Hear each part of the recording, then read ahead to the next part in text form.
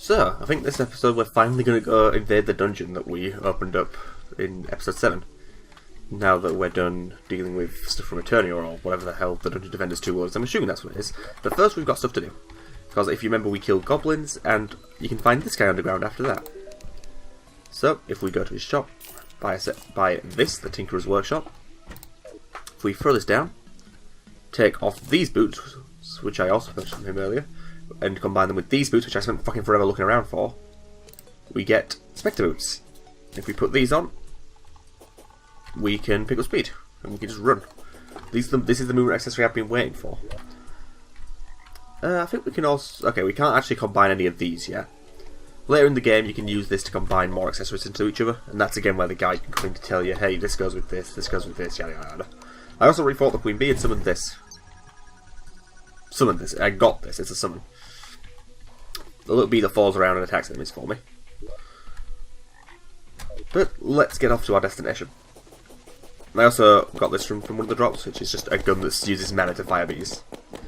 Ooh, actually, before we go, let's actually try and fix this gun, because it's some of these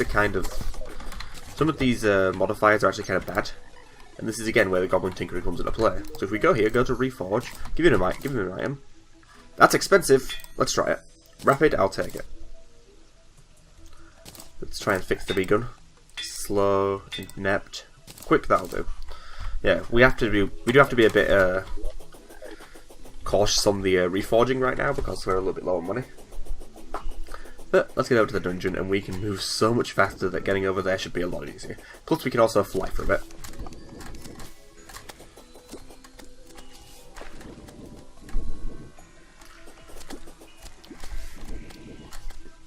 That makes this so much easier.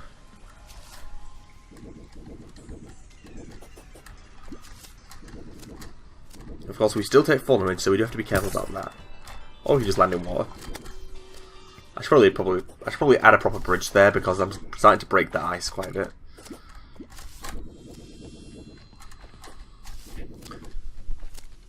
So yeah, traversing the world because of these rocket boots is so much easier. And the grappling hook is also helpful. But yeah, how far away from the dungeon? We're a little bit away, so I'm probably just going to cut.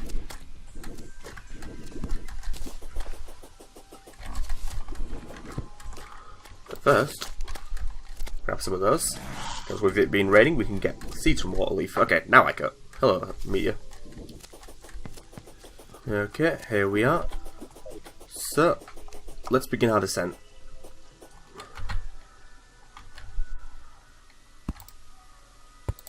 So, because now we can proceed. I kind of mixed up proceed and progress in my head.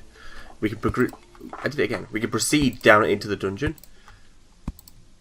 So, this is where the dungeon guardians got us last time. Here, you see these? Increased monster spawn rate, so you want to pull off these candles wherever we can. Because otherwise they're going to become a bit of a pain later on. It just shows me I forgot to bring that key. But yeah, here's an example of an NPC that you have to find in the world. They don't just show up. This is a mechanic, and she sells us wiring stuff. This is my favourite NPC in the game because of all this stuff. We'll deal with all that stuff later though, because I do need some stuff to actually exploit those. And I got one of the freaking stat droppers on my first enemy. Beautiful.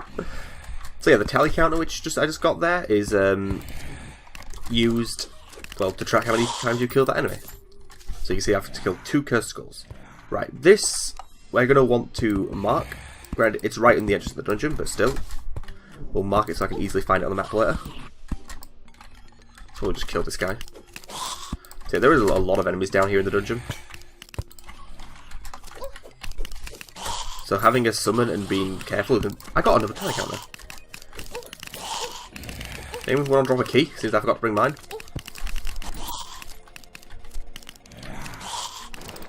But yeah, being careful and using the summon to a good effect is going to be a crucial way to get around this dungeon. So yeah, there's also these spikes which I just beautifully ram my head on. And yeah, they just do touch damage. As you pretty much expect a spike to do. So yeah, the whole reason we're down here is there's loot we can find.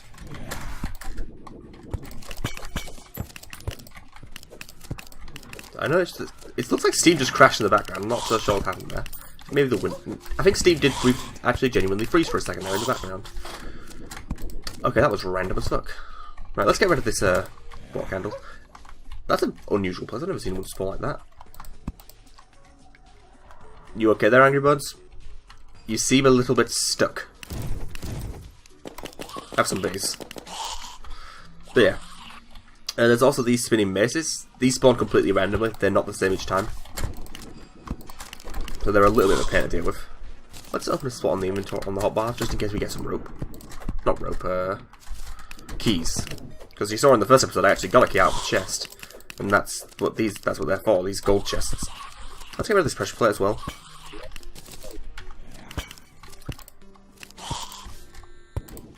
But I've not had any luck finding anything yet. But anyway, does this... No, it isn't. Huh.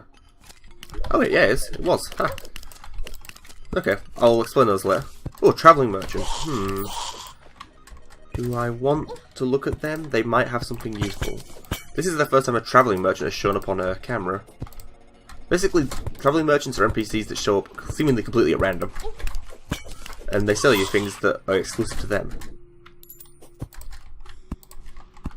So we might want to go take a look at them.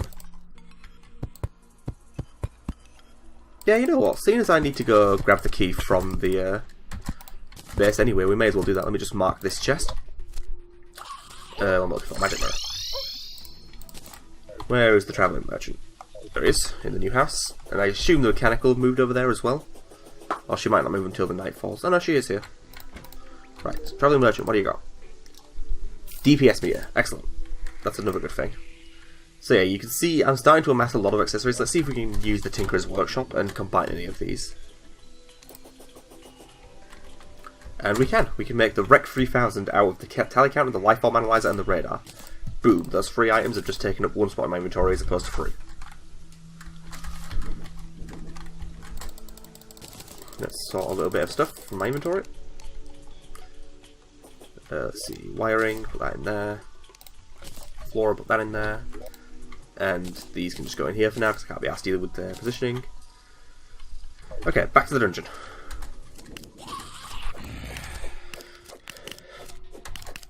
Okay then, what's in our first gold chest? Proves what I was looking for. So, where is it? There it is. So while this is a weaker weapon than what we have in terms of the Beekeeper, it does swing pretty fast and it's a lot bigger. And it's needed for something you want to make later. And we'll get onto these potions. I plan to use loads at the end of the episode anyway, so that's good.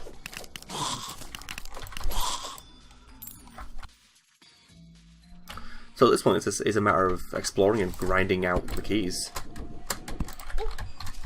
This isn't dangerous at all. Why are there so many freaking spikes there? So the problem with dungeon exploration is your inventory gets full very quickly. I should also be breaking pots wherever I see them because they can have keys as well. This is a nice painting. Let's steal that. Yoink. Sudden jump cut because family members interrupting. Another painting. Yoink. I don't know why there's a kind of risque painting of the Dryad in here, but whatever. Yeah, this is a dead end. Yeah, the problem with this dungeon is there's a lot of dead ends. Ooh, dungeon slimes. These always give you a key. So, yoink. What's behind this chest? Unpleasant handgun. That's pretty lame, actually. Whatever. We'll take it. The more loot, the better. I've got what I really wanted from here, which was the mechanic and the mirror bosser. One of these special chests, but that's in a really awkward location, is that spike bulb. I know.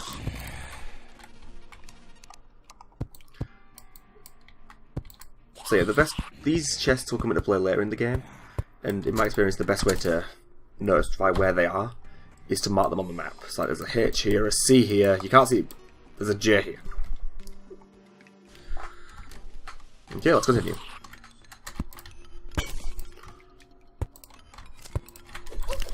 If we could track that dungeon slime down, nope, never mind.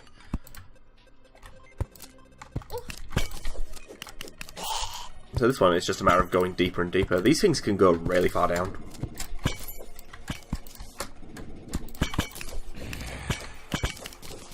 And yeah, I'm pretty certain dungeon enemies can open doors.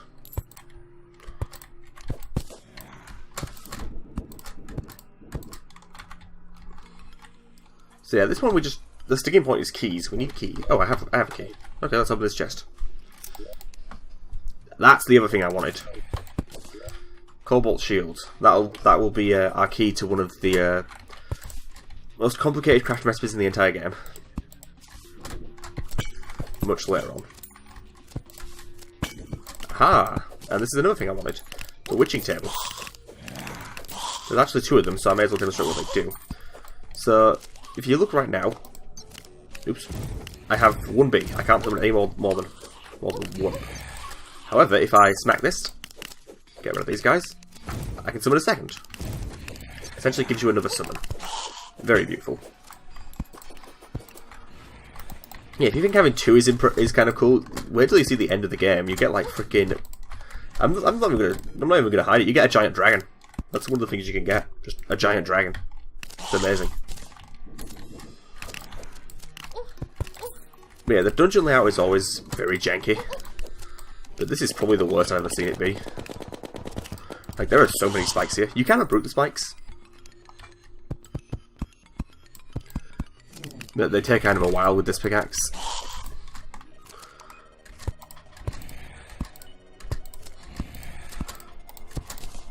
So yeah, all of these special chests correspond to a biome, but we won't be dealing with those until much later in the game. Oh yeah, I don't get what's with these little cupboards. This is my home now. I'm going to live here forever. Yeah. So yeah, the bewitching buff lasts for a grand total of 10 minutes, so it's actually very useful. Oh, this is kind of hectic. Mini shark. And I'm stood on set of spikes. I have never seen this many enemies in one place. And I'm about to die, so let's not do that. Let's destroy this water candle. So you saw I got a voodoo doll there? That voodoo doll is... well, it's essentially... ow. It's your methods to refight Skeletron. If you equip it and then kill the Clothier, it summons Skeletron if you do it at night. But why would you want to? Why would you want to kill the Clothier? Like, do you need to be an asshole?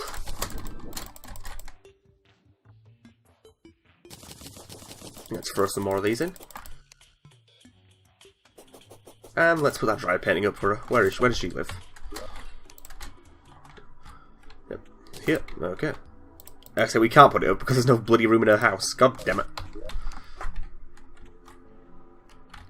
Right. Let's just do a quick bit of sorting of the inventory. And by that I mean let's throw some stuff in the unsorted crap chest because I cannot be sorting it right now.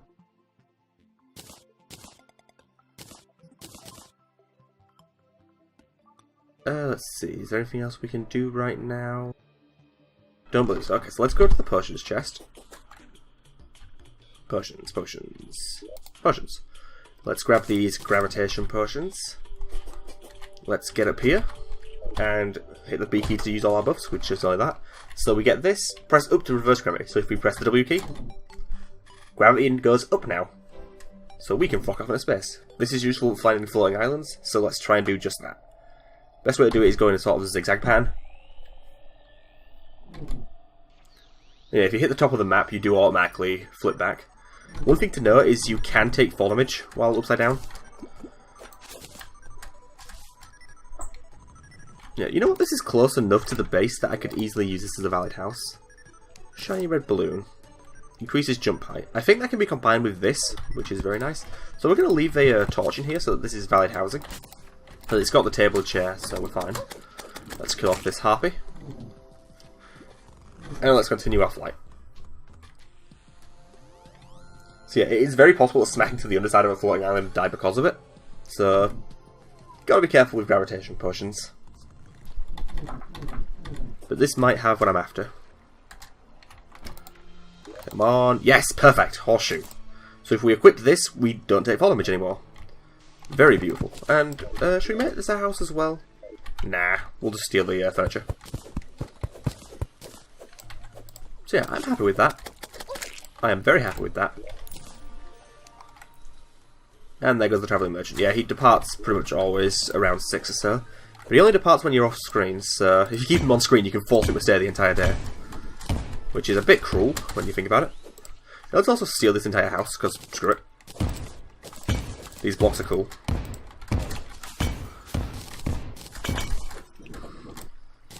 I'm not a vandal, what are you talking about?